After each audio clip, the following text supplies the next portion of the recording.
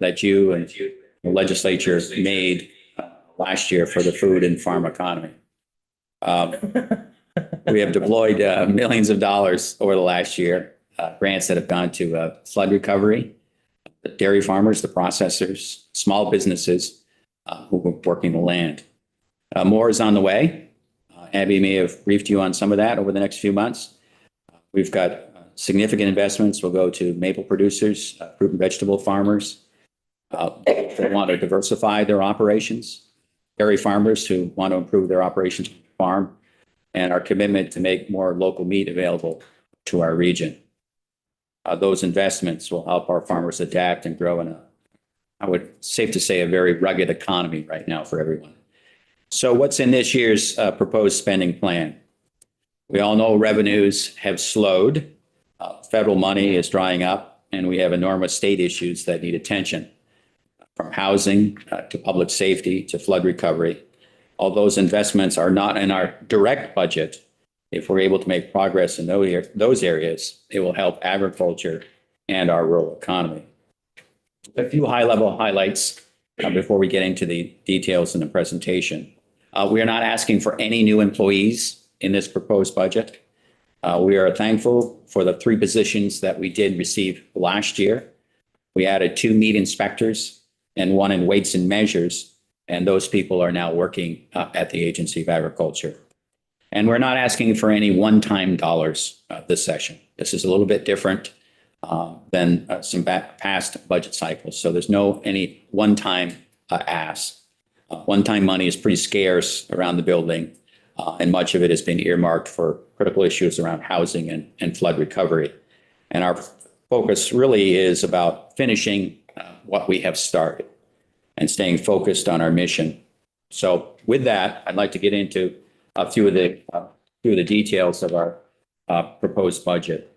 I think it's always important to go back to the mission, and I wanted to just highlight our mission statement, which is to facilitate, support, and encourage the growth and viability of agriculture while protecting the working landscape, human health, animal health, plant health, consumers, and the environment. So that is what we are all about. The general fund increase is a little more than $413,000 for this proposed budget. Highlighting the 6 appropriations in our various divisions.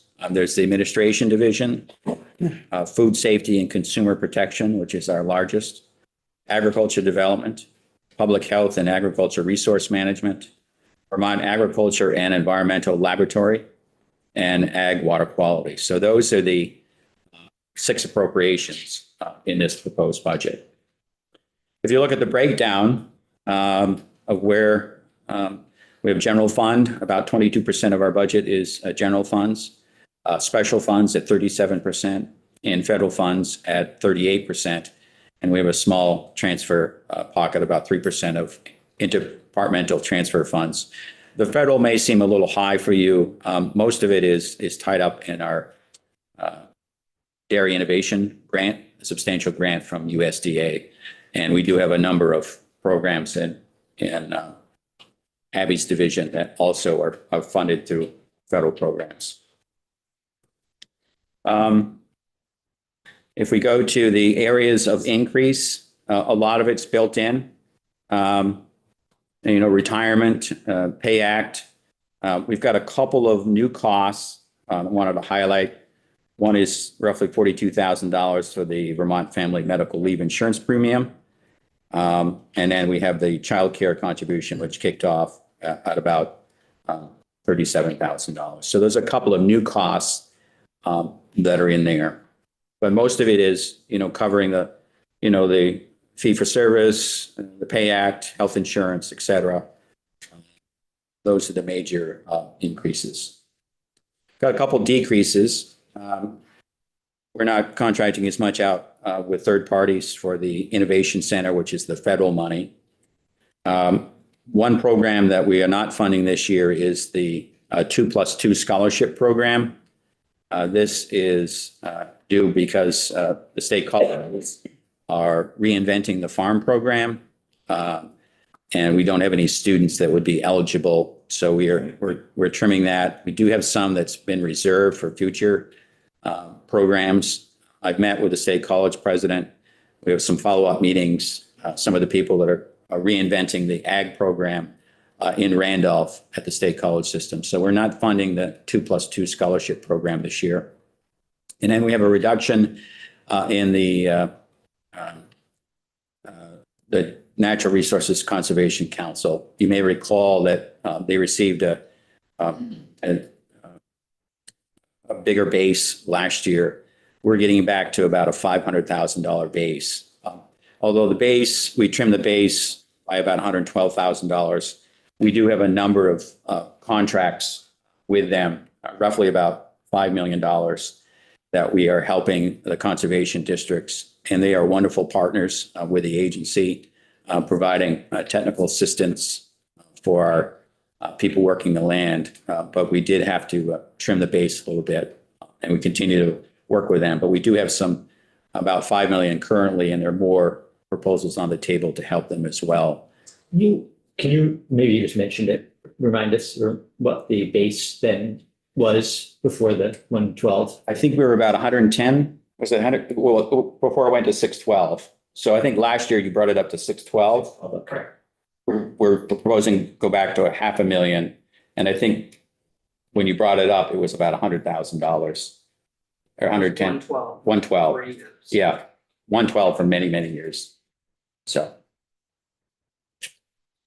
Now we can walk through as I mentioned, no new positions. We did transfer some folks to another division, essentially in our communications and our policy group.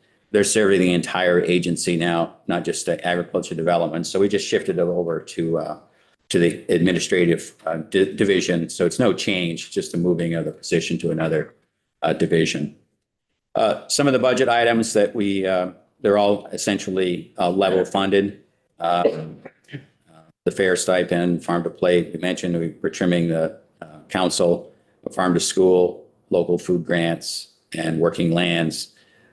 Working lands was also, you brought it up to $1 million in the base, but we're not proposing any one-time dollars, which we've done over the last couple of budget cycles for working lands. We go through the crosswalk.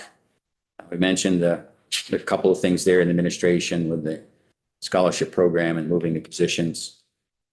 Food safety and consumer protection division budget, standard increases, basically salary and benefits, no notable changes in this proposed budget. We move to ag development.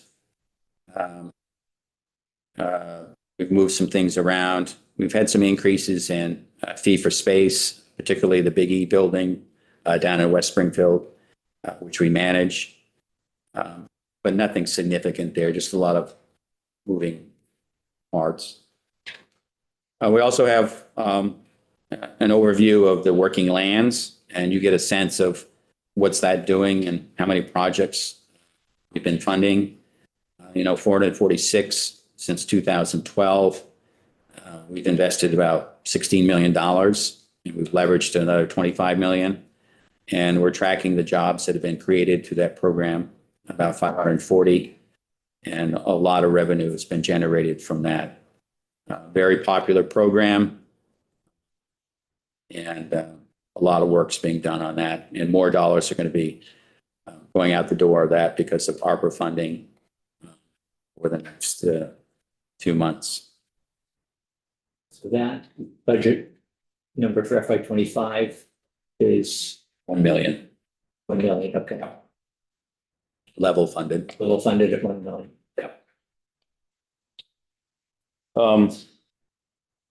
One of the great things that we do have is to help our dairy community, both the processors and our dairy farmers, is the Innovation Center. We manage it at the agency. It's a regional agency where we're providing help from all of New England, New York, Pennsylvania, and New Jersey and Maryland. So substantial dollars being deployed to dairy farmers, but also processors.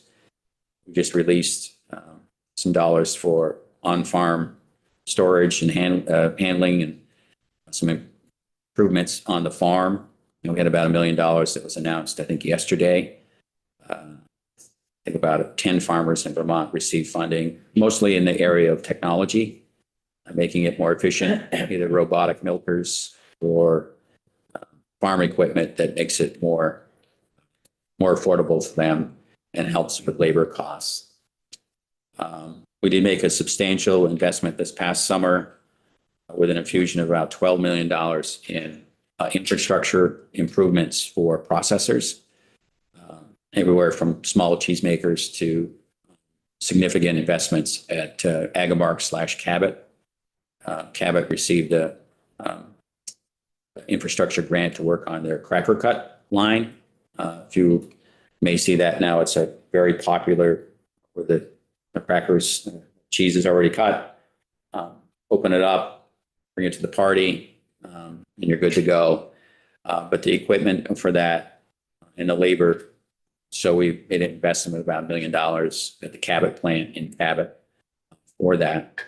So there's some big investments, and of course, infrastructure is really, really expensive, but it's, I think, making it more affordable, and we're able to get more food produced as well. So we do have a dairy summit coming up in April. We'll be in Albany, New York. It's been 5 years since we've had a dairy summit. The first one was held in Jay about 5 years ago. So this is an update of that. And from that summit in Jay, sort of grew out of this program, the USDA program. So we're going to have an update on where the landscape is going with dairy. But I know you guys are probably tied here, but it's the first week in April, and we can send along some details in case you want to visit that or tell your constituents about it as well. We do have some scholarships available for farmers to go. The grant, are all the expenses associated with the Dairy Business Innovation Center reflected in the budget? Does money that flows out as grant money comes in from the federal pot and then flows out again? Is that showing up as part of the total 50 million? Yeah, we have USDA pays for our employees. So we have a total of 6 people on the staff that are working either, writing the grants, working with the farmers and processors. And then we have, people, we had a lot of work was into, launching the grants, getting input, the structure. And it's a regional, even though I think you look at I think maybe about $10 million has been returned to Vermont so far. But as the word spreads to other parts of New England and the Northeast, it's becoming much, much more competitive. And we're getting some feedback. It's really so competitive now. And we have an independent sort of system where when the scoring happens, that we have other states helping to score Vermont, and we're scoring, so it's not conflict of interest. We're trying to insulate us from some of that. Yeah, right. It seems like a great thing that we have in Vermont. I'm just not clear on whether those 6 positions that are USDA funded, for example, is that outside of our budget, or is it shown as is the federal funding in the budget and then the expenses are also there? In the budget.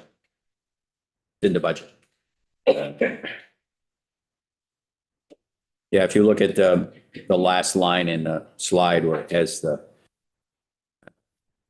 awards for Vermont, we've had about 114 and about close to $11 million funds awarded to Vermont to date. Connecticut, Delaware, Maine, New York is a significant dairy state. So they've received about 56 awards. And Agamark Cabot is also part of New York. So some of the recipients may be members of Agamark or in Cabot as well. And for this upcoming year, we got milk storage and handling coming, food safety, getting some of our dairy companies to trade shows so they can get to bigger markets. We continue to seek more sheep and goat dairies as well. The need is there. Farm improvement, modernization. We also have dollars for marketing and branding, and then we have processor innovation, looking for new ways to turn dairy into a product. So we have about $7 million, a little more, $7.5 million available in 2024. It's important that Congress reauthorize this as well. It'll be part of the Farm Bill is on pause now. They extended it, but this is the year that they're supposed to reauthorize it. But Washington hasn't been able to get that across the finish line. But it's important that these centers, there are 4 in the United States, Vermont, Tennessee, Wisconsin, and California. So we're advocating in our delegation in all the Northeast to make sure they reauthorize these innovation centers. Representative O'Brien's got a question. Anson, do other Northeast states, Agency of Agricultures have dedicated employees for the Innovation Center, or are they really all centered here? They're all centered here.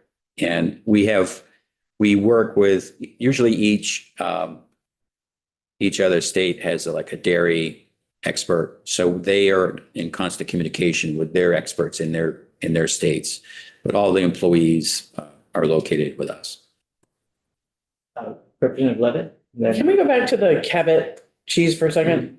And the cracker cuts? Yeah. They got $1 million? Yeah. To cut cheese, No, it's to pre-cut cheese so it fits on a cracker? the equipment that the infrastructure to allow that to happen is a very specialized piece of equipment. So for efficiencies, I think, don't quote me on it, but it's a multi-million-dollar machine that allows this. Okay, So, it's the packaging, it's the, cutting them at the certain, length, whatever, getting them into the package. So it's actually a fraction of the total cost of the machine. But yeah, okay, I guess philosophically, I'm sort of opposed to like, let's make more waste. Why not just get a block of cheese, give it a little knife and send, well, are people that fussy about their cheese? Maybe at my parties, I'm just like, have a hunk, I don't care. I'm fussy. I want to cut my own cheese. Yeah, it just, I don't know. I mean, part of me just feels like $1 million for one cheese company to have pre-cut slices. I mean, yes, it's Cabot and all of that, but anyway, yeah, it just seems like a lot for I think a very specialty product. I think the world, I think there are many out there. We have a grab and go society. So the growth to their consumers is convenience. So shredded, like some people don't want to shred their cheese, and get, do the whole thing.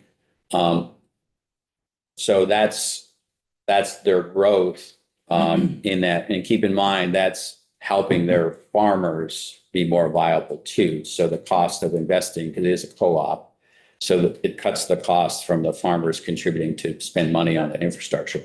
Keep in mind, we also had a number of grants that went to, I'll call them artisan cheesemakers, smaller ones that may have needed an evaporator. Jasper's received grants for the DBIC, Okay. but we've been smaller than that. We've had emerging ice cream makers in Virgins. We've had down in Putney, a very small cheesemaker. But again, the infrastructure, even at that scale, is quite expensive. So yeah, I know what you're saying. Yeah, I just think, anyway, that's just me. Okay. Yeah. Thank you for explaining. Yeah. Did you have a different question? Maybe a more nuanced version of her question. So on that note, we do see that dairy farms really do need the kind of injection from government agencies to survive. I mean, it's a very expensive farming endeavor, and the prices of milk are competitive. So is that the case with cheese manufacturing or a company like Cabot? Are they also heavily dependent on government subsidies, or are they a business model that actually can stand on its own 2 feet? Well, I think it's probably, and I don't know what they receive for support from the federal government as far as Cabot goes. Yeah. But I would say that these investments, as opposed to a one-time payout for something and maybe a program, these have a shelf life that may be longer. So if we invest in the Cracker Cut line, that's going to be with them 20 years. 10, 12, 15 years. So we're trying to make, and that's the same for the on-farm. So we get a new bulk tank. It's got a bigger, maybe it can hold more milk. So the tractor trailer doesn't have to come to the farm every day, twice. Maybe it can come every other day. Right. The same thing with some of our smaller farms are turning to robotic milking. Maybe they want one unit, very expensive, and that helps tremendously with labor. It also helps with the quality of life. So there's 3 hours maybe of that day they can do something else, probably more work, but maybe they're in the fields, maybe they're doing something with the animals that aren't milking. But it also gives them the opportunity, maybe they can get off the farm at 5:30, 6 o'clock and go their kids' basketball game or something like that. So efficiency is the Efficiency, a lot of it's around just, we have not invested in the infrastructure on the farm. And again, these grants are so competitive now. We're disappointing probably more people than we want to, because we don't have, even though it seems like a lot of money, for the region, it's not huge, but we're certainly grateful for it, that we have it. I will just say before we go to the next question that I had asked earlier, not anticipating there would be questions about the program. Just to establish that this is money that's coming in from the federal government and then going out. we're matching it. No, Oh, okay. So it's not, obviously not all going to Vermont, as we can see from the chart, but it's a chunk of it is. Representative Cole? Well, maybe this chart says this in some way, but I'm just curious about the return on investment for that $1 million investment, and if there's been, some kind of calculation there specifically back to Vermont. I also do want to highlight the fact that this, in our budget, this is a very specific example of direct funding to a private corporation, which happens to have 4.22 billion in net worth. And I'm just like, why would we, of course I want to support our local farms, but it just seems that they're doing okay. And there are so many other areas that could be funded in this budget that are not doing okay. And so it does strike me as a place that we should definitely make sure that if we are investing another $1 million, and that's a base funding piece, which is a big deal, that it's really where we want to put it. And we don't want to, some people don't need our help, but I don't know. Of course, I want to support our farmers in every way. I'm just trying to think about. Best use. Absolutely. I'm Yeah. not sure the million though, that we did talk about $1 million for working lands, which is a separate program. Is there $1 million associated with this as well? the Cabot / Agamark is a co-op. So the farmers own the co-op, and the investment is federal dollars that went into the infrastructure improvements. And I think Cabot's been pretty open about the struggles to meet the demand of the public for their products, particularly at the Cabot plant, where they don't really have enough workers to process as much as they do. So this investment, I think, speaks to making it more efficient because the labor is not there. The housing's part of that discussion. So the money is going to farmers. I want to make that clear. It's not a corporation, it's a co-op. And it's just making it more affordable for them. Let's take one more question on this subject, Representative. Yes, thank you. I just, more of a comment.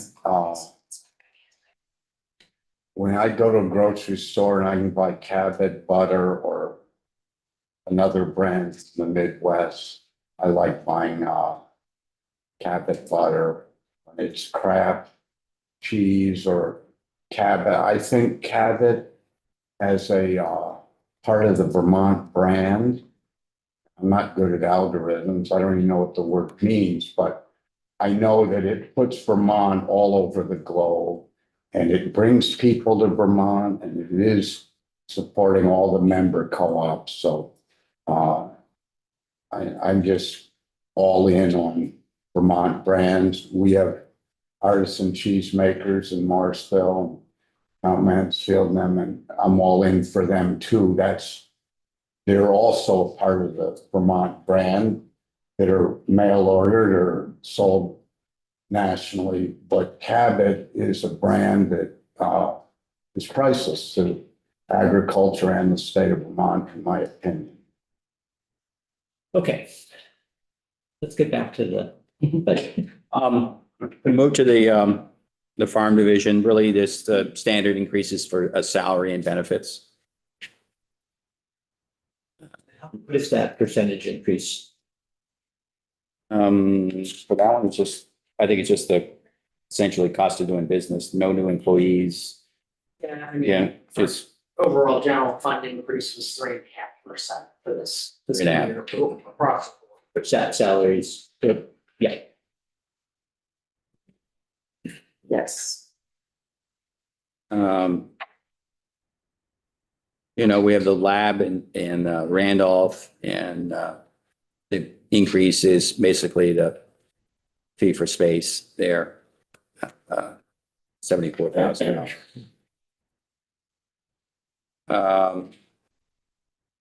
Water quality, talked about the decrease in the districts. Essentially, water quality is about the same except for salary and benefits.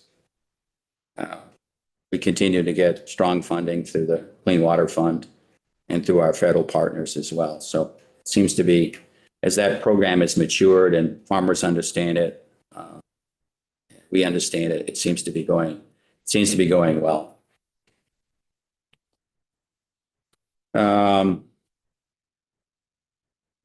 I don't know how much detail you want to get into it, but we do have performance measures that are at the tail end of it.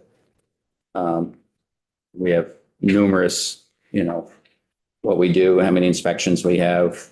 But there's a long list of, from licenses to registrations, from meat to dairy to animal health, to weights and measures, maple, for the safety. Just, yeah, I don't know how much you want to get into it either, but other than what is in these slides right here, are there other opportunities for you to share the performance measures with either internally or with the legislature? And what happens to them other than them showing up in these slides?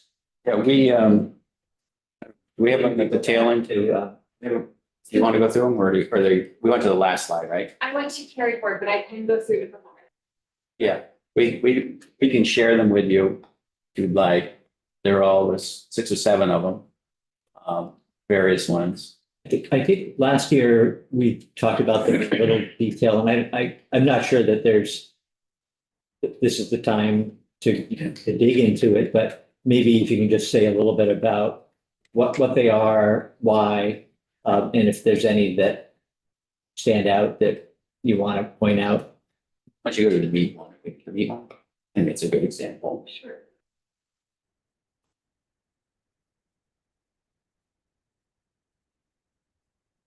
So this gives you just a slice of what we do, and the license and registrations that we get, the number of inspections completed.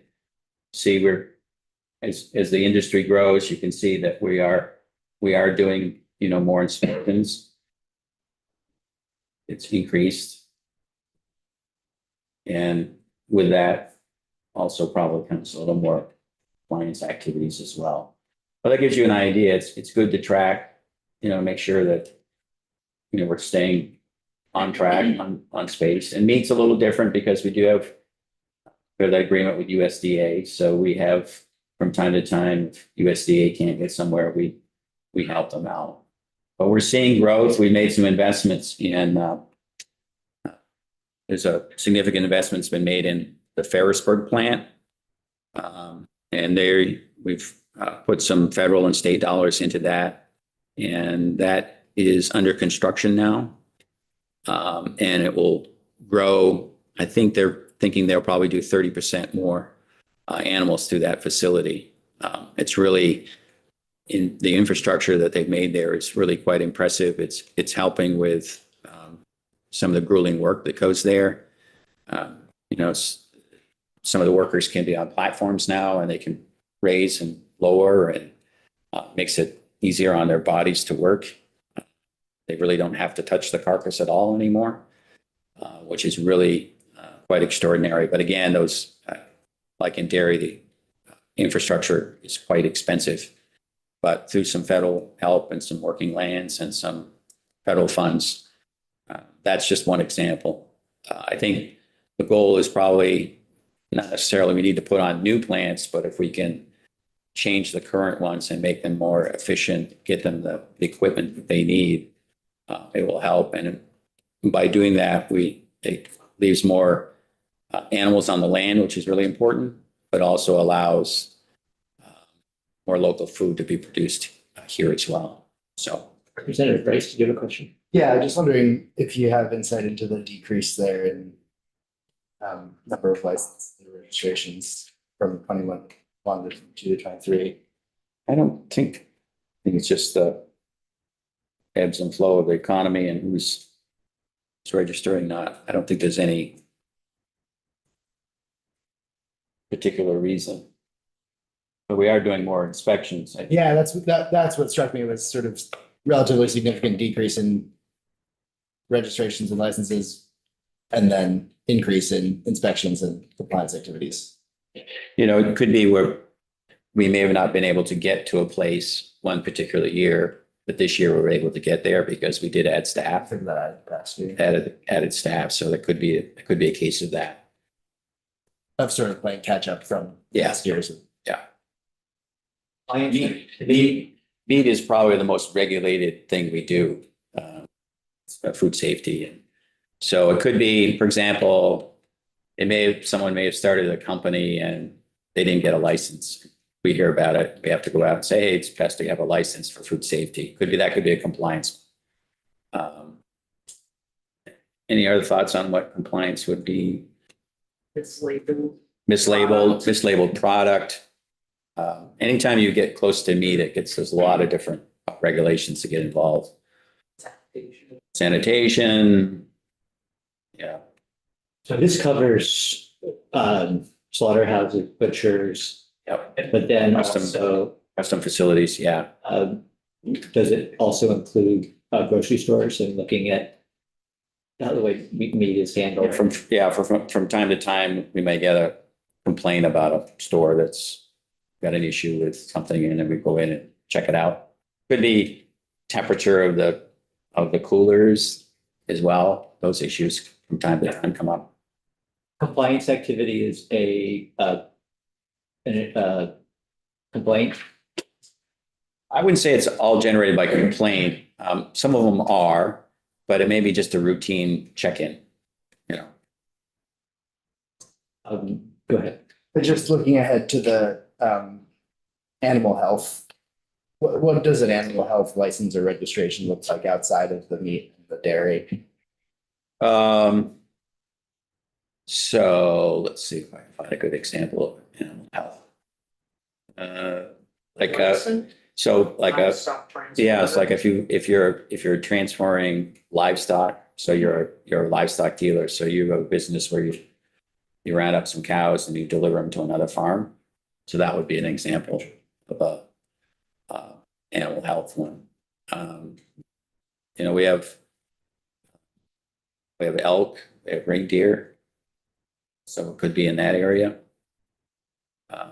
We have our first new reindeer that arrived this year. Has not been a new reindeer in Vermont in a very, very long time, but the kingdom.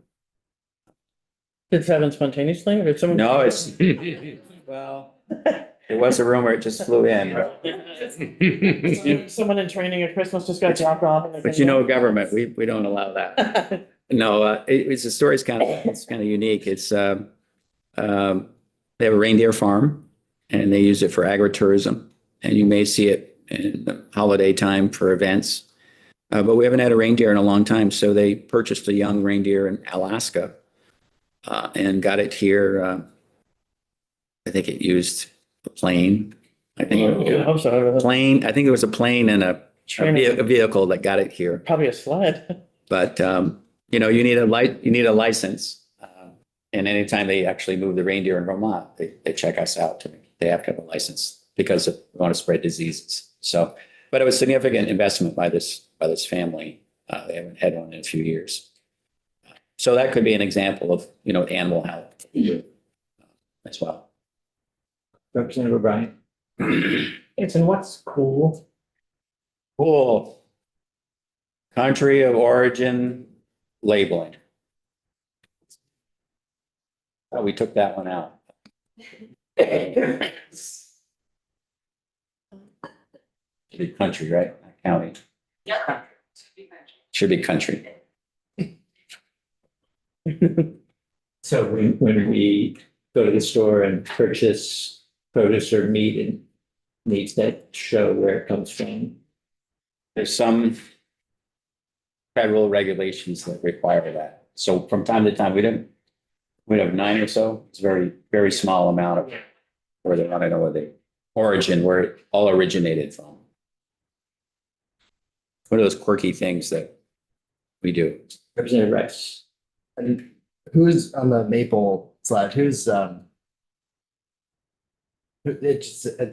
obviously very low number of licenses in terms of the maple. So just wondering who is required to have those licenses for registrations. Is that the value added, Amy? Is that we do value added maple? I would say so. Yeah. Maple, you know, we have strong regulations for maple related to density, color, and flavor. So we have someone that inspects maple to make sure it's complying with those rules. We also have a part of the agency where we do weights and measures, where we work with the hydrometers. And then we have the marketing aspect of it. So we have like a hodgepodge of about 3 people that are working on maple. 3 people, right? Yeah, it's probably the most we've done investing in maple. We've never had, we don't have any really state dollars that are dedicated to one particular sector, even in dairy. Years ago, we had someone that worked on technical assistance for dairy. We don't have that anymore. We don't have it from maple. You know, it's one of those things that, you know, at some point it may have it, but we have to spread those responsibilities around. Basically, a lot of it has to do with the funding, because we do get a lot of federal funding that helps with grants and so forth. So it's spread over 3 employees for maple. And that's like one is doing the inspections. Yeah, one is focused on the regulatory aspect of inspection. So they may hear of a complaint about some maple, and they'll go and, you know, grab the jug and check it for density. We do thousands and thousands of hydrometers that we make sure they're certified. That's an important tool to make sure that farmers are producing. And I think probably the one part that the maple would like more is the technical assistance. And that's one we haven't been able to, you know, completely get our arms around yet. But we have, you know, marketing and promotion. And a lot of that is through some federal funds that we receive. We're trying to think of maple as a year-round enterprise now, and not just when we're producing it. You may have seen the Maple 100, and that was a fall campaign to get people, you know, thinking about maple. And maple, as we heard last night at we had a public listening session in Caledonia and Loyal County. It was in Hardwick, and we had a great discussion about the whole maple world and how Canada influences it, and And it had similarities to dairy of some of the producers hoping for a better price for their product, and they're not quite sure how it's all priced and what they end up with. And this is mainly from some of the producers who sell their bulks, or they don't market themselves. They sell it in drums and sell it to some of the major packers within the region. But it was a really interesting conversation about, supply and demand.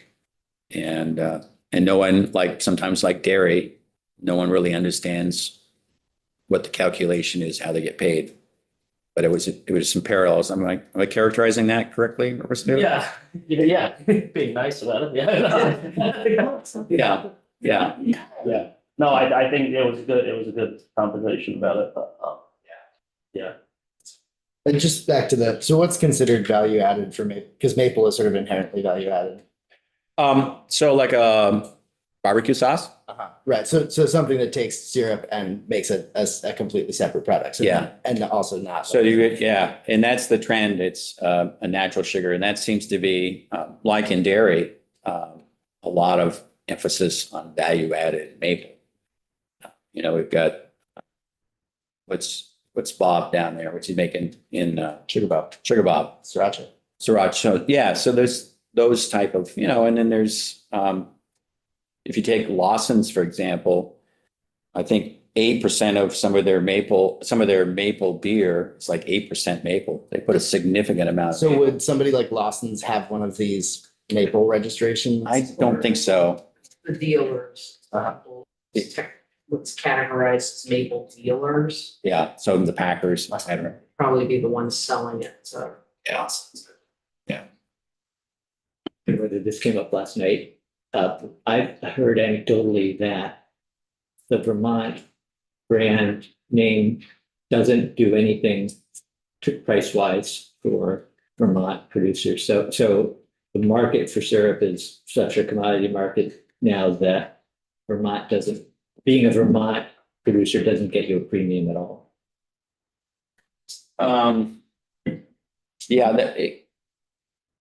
Certainly, if you mention Vermont outside our borders, maple probably would be right at the top. Now, whether they're getting a return on that would be the question.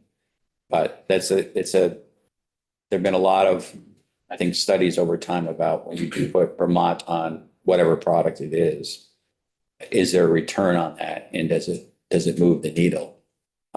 And I think there's been some debate about that over the years, whether it actually moves the needle or not. But there's been studies on if we had a Vermont label, for example, that would be certified, or a branding, whether it moved the needle. But I think some say yes. It depends. I guess some companies swear by the Vermont. If Vermont is on it, there's a certain.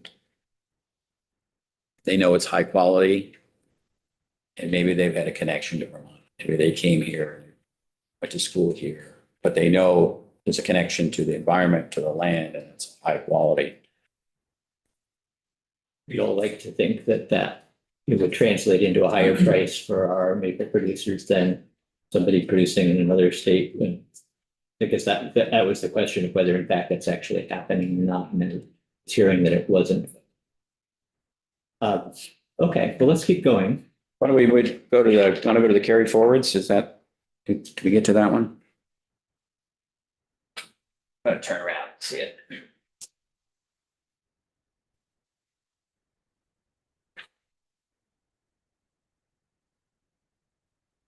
So this is the carry forwards. A lot of it's been obligated.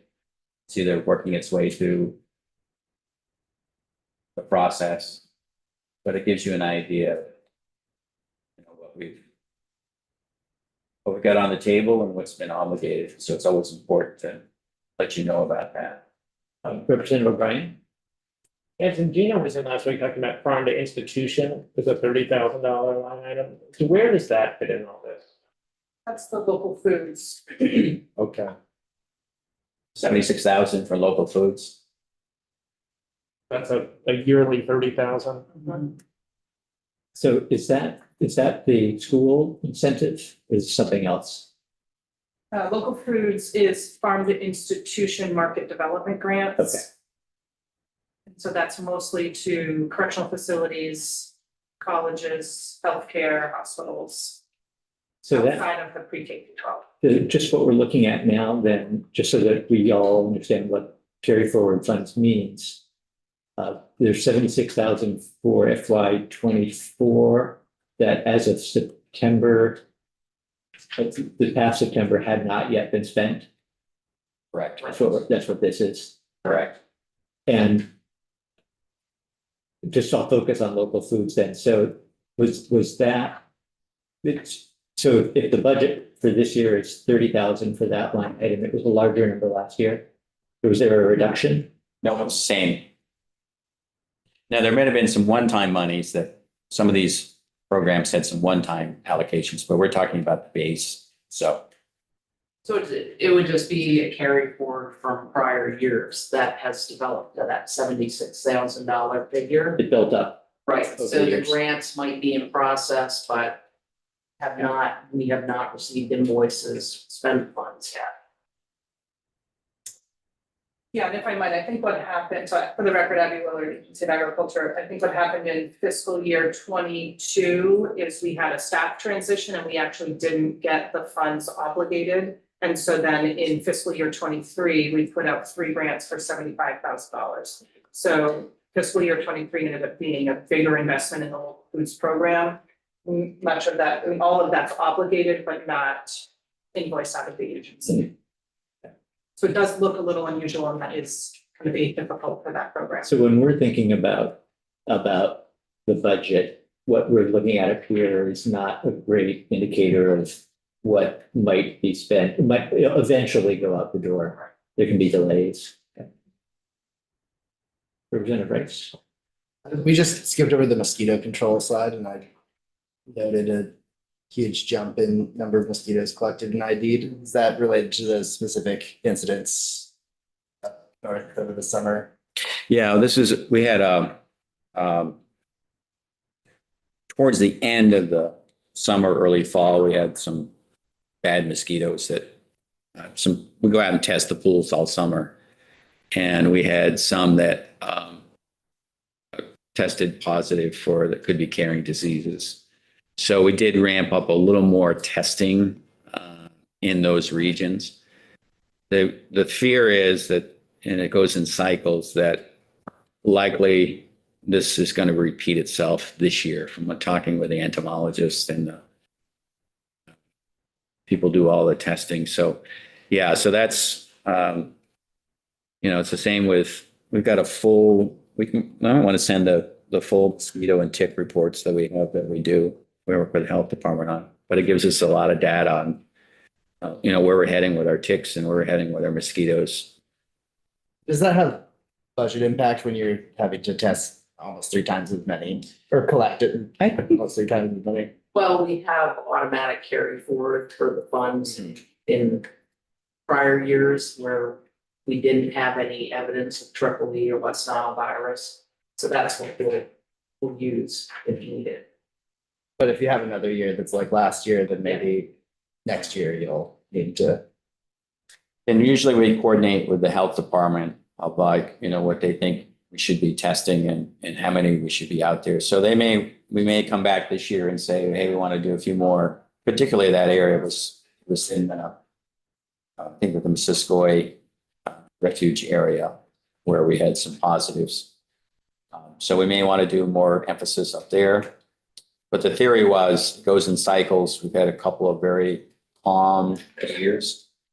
But towards the end of last summer, it got a little close, and luckily we didn't have to do any additional measures luckily the frost came and got it under control naturally. And I see tick in parentheses. Just in the headline. Yeah, so the tick is another one where we mainly in the spring and summer that we go out, gather as many ticks as we can, collect them, and then have them tested to make sure they're not or if they are carrying a disease. So we get a handle on the trends. And I think it's about 50% of our ticks now are carrying some sort of Lyme disease. So it's been consistent with that. But it helps us identify, trends, in what we're doing. And that's another one we help the department.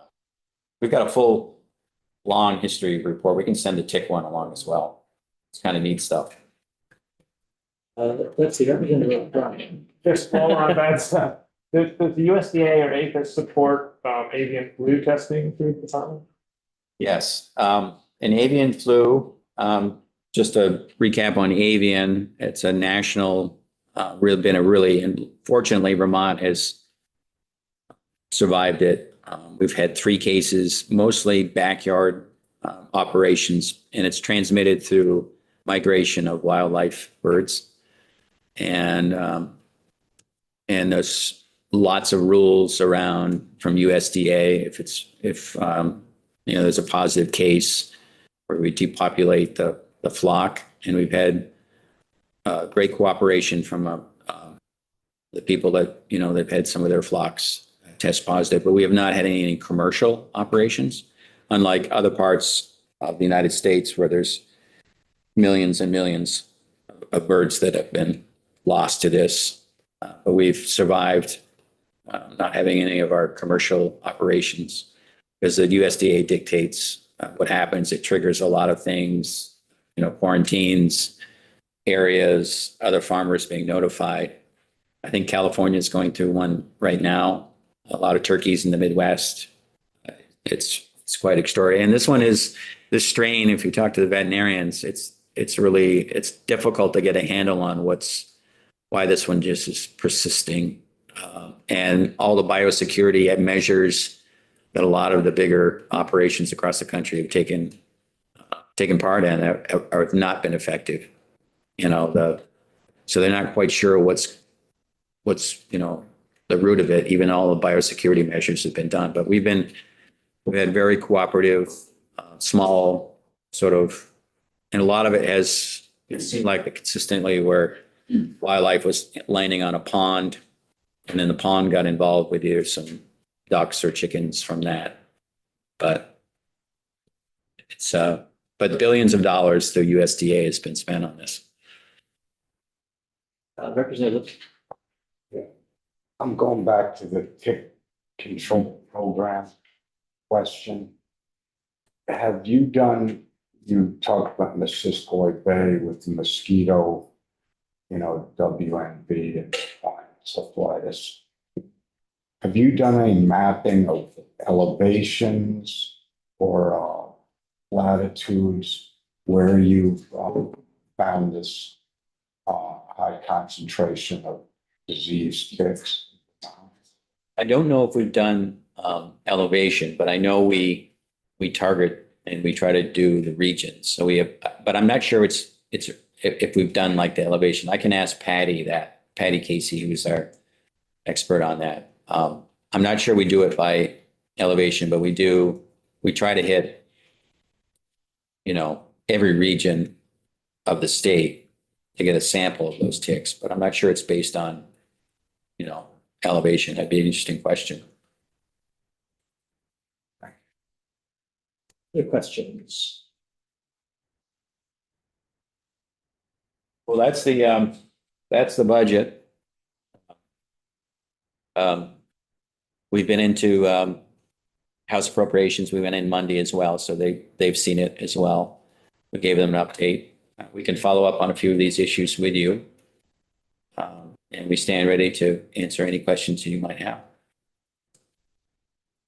So I flagged, since there was some interest in better understanding some of the questions around the Dairy Innovation Center. Maybe for another time, we can have you back in and we can delve into. Yeah, I think having Laura Ginsburg in would be fantastic. She can outline, the entire program. And if you wanted to break down where the dollars are going to all our producers and farmers. And then just on the performance measures in general, Are they included in the budget presentation because statutorily you're asked to include them when you present the budget? I don't know if it's in statute. I know House Appropriations is always asked about them. Sorry, hold on, give it to the record. It is in the like budget presentation instruction. Yeah, so put in In the instructions? Okay. I think it might also be helpful, might also be an efficient or an effective use of our time to have you come back in and talk a little bit more about this, since you've been asked to do it, you've put work into it. We don't really have time perhaps this morning to go in depth into any of it, so if you'd be all right with that, I think that might be good for another time. Representative Pearl? Yeah, just a question, and I don't expect you to have this offhand, but from last night, was prompted, wondering total, if I could get total number of Vermont dollars spent on granting programs through the agency, not drawdown money from federal. Just state money? Just state money for all ag grants. Is that a possible thing? And then the other number is total number of farms, including maple producers. Like farms, I guess anybody that schedules, files a schedule out. Or do we have access to that sort of information? I don't know that we'll be able to determine who files schedule out. Okay, maybe We'll as be a able to know registered how farm many or like. different vendors, but I don't know that in our financial system, that we'll be able to tease out who's technically a farm. Because some may file as individuals. Yeah. And we don't, once we submit the W-9 form to state finance, we have no idea what classification they are. Yeah. Do you know what I mean? Yeah, That I'm makes sense, trying to but- answer the question of, like, there was some, there was talk about the frustration with granting programs, and there was a comment made that seemed to be somewhat supported in the group that was, not doing grants because they're not equitable, and just like taking that money and dividing it up a bunch, with all the farms.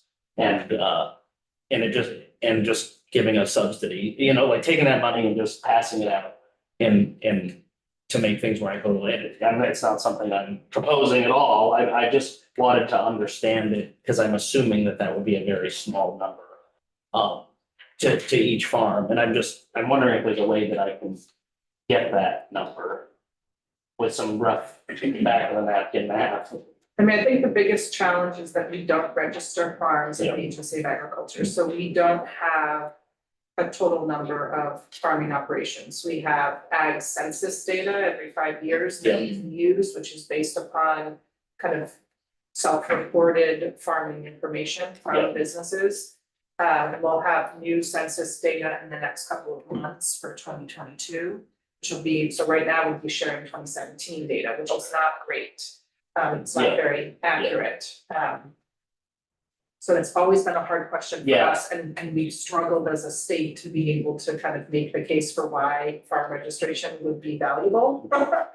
Because it's such a kind of an independent rights issue for many businesses. So I think this is a moment where we don't have the number that you're looking for. I think sharing grant figures is something that we can do. Okay.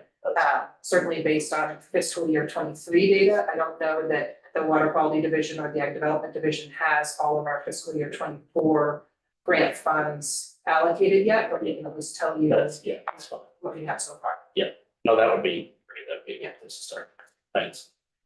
Representative Graham?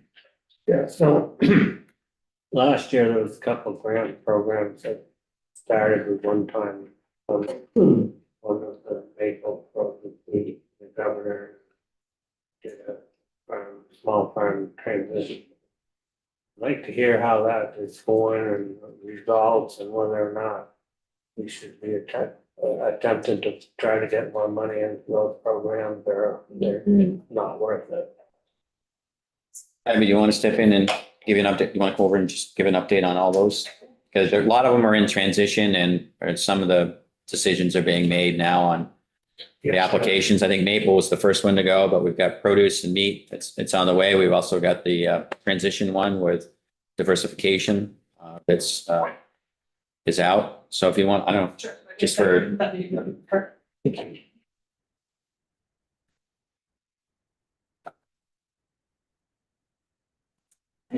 Hi, Abby Willard, Vermont Agency of Agriculture. So the question that you're asking, Representative Graham, does speak to what I was just saying to Representative Pearl, that we have not obligated all of our fiscal year 24 appropriations. We're only partway through the process. So, we get the funds in July, and then we start the granting programs, the recruitment, the promotion, the development of the requests for applications, and then we put them out based upon the schedule that we think is best for the industry's availability to apply. So that's why we did Maple first. So we're like, okay, the maple industry doesn't want to be applying for grants in January through April because they're sugaring.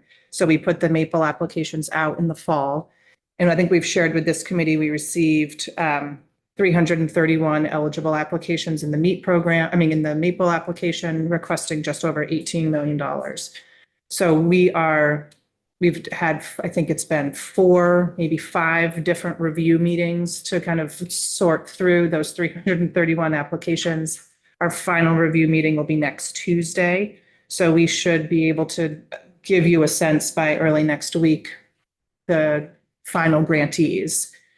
We have sent emails to 300 of the original applications that were a no. So we could sort of sort through and sort of get back to like the top 30 applications. And so we let the 300 that were a no know that last week or earlier this week, and said, please reach out to us if you have questions or if you want specific feedback on your application from the reviewers. So we're kind of have been sorting through in the last week those final 31 eligible applications. So that's the status on the meat side of the ag development grants.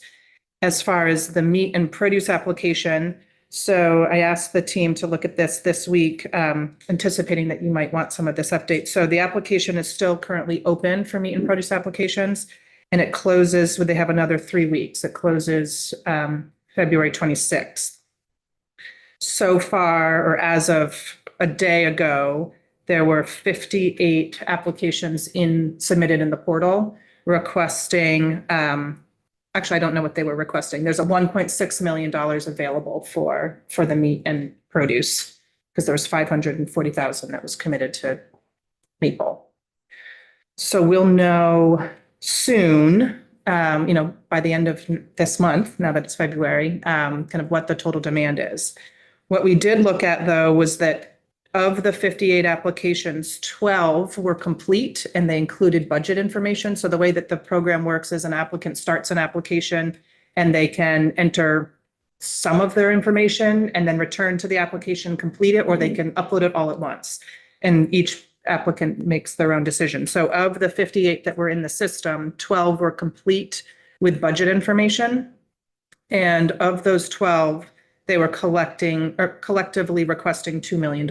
So if we just used that and extrapolated, which is not 100% accurate, and assumed that there was only going to be 58 applications, which I'm assuming is also inaccurate, we'll probably see many more in the next 3 weeks. We could assume that the minimum request would be somewhere around $10 million that we would likely to receive out of that application pool. But again, we won't know for another 3 weeks. Similar situation for the small farm diversification and transition program. So that's where there was $150,000. As of 2 days ago, there were 43 applications that had been submitted. And that application is open for another month. So that closes on March 4th.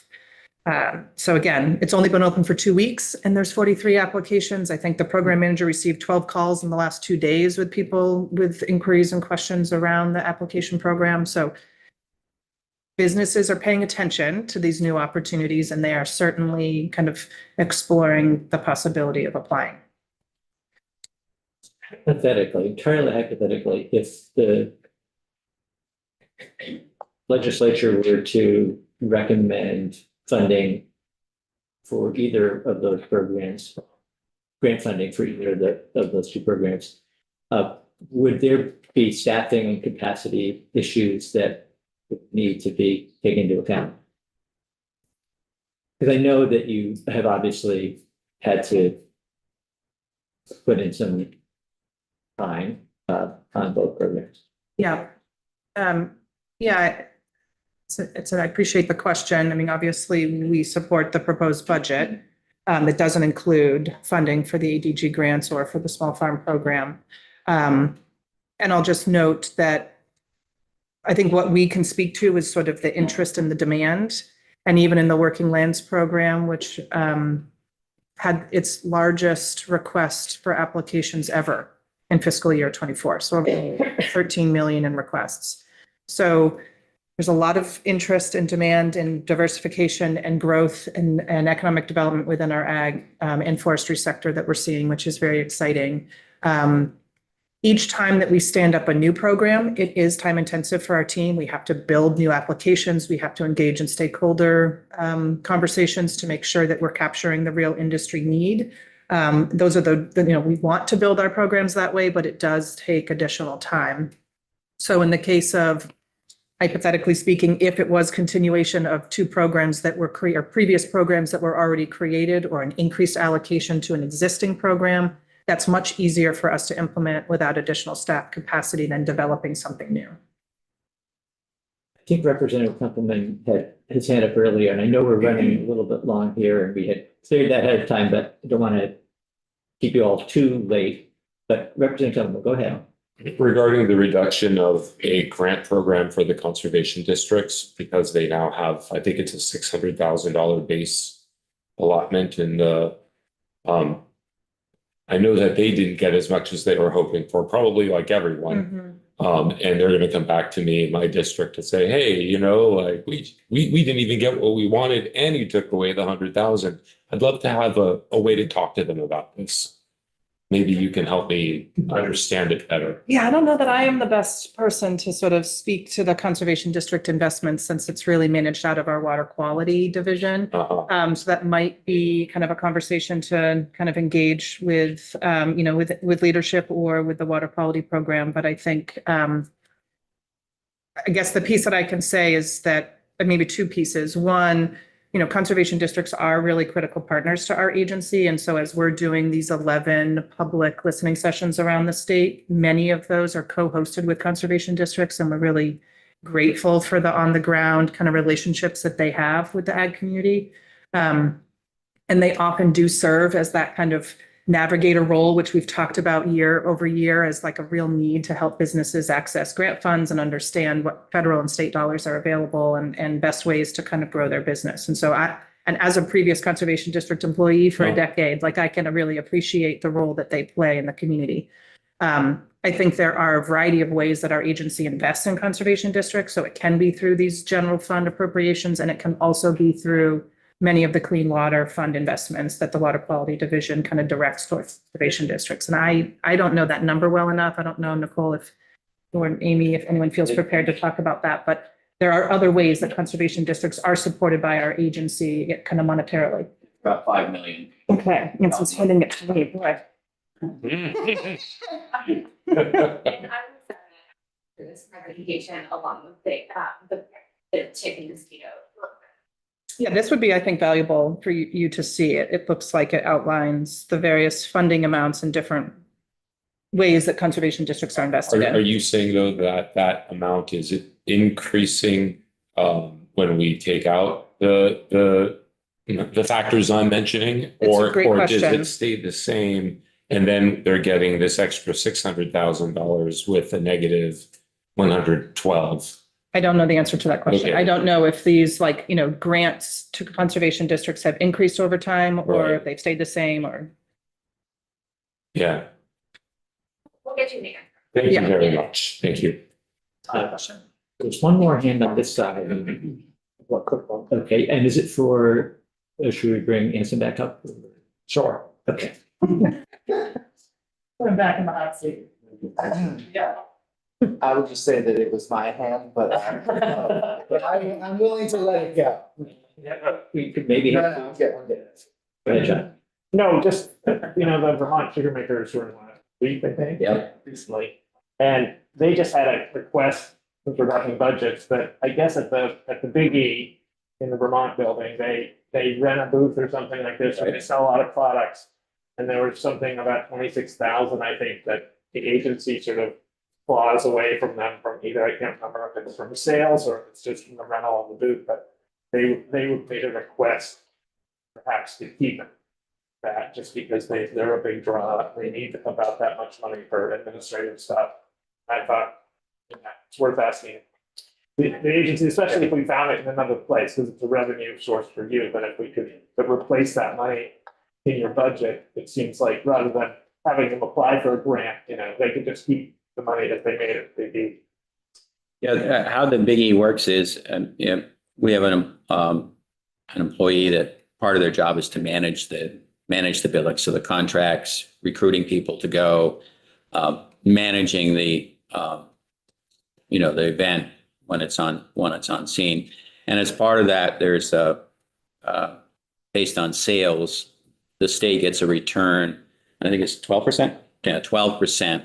So if all their sales, we return 12%. So that probably the math for that is that. So if we were to change it, it's everyone that's a vendor, whether they're 3 days or whether they're 17 days. There's a percentage it's just sort of the cost of managing the building, promoting it, being on the ground.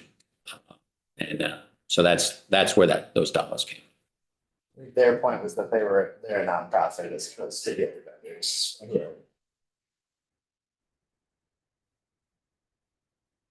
All right, I don't see any hands remaining, so why don't we end it there? Thank you very much. Thank you. Everybody. Have a great February. Thank you. Here, 29 days this year.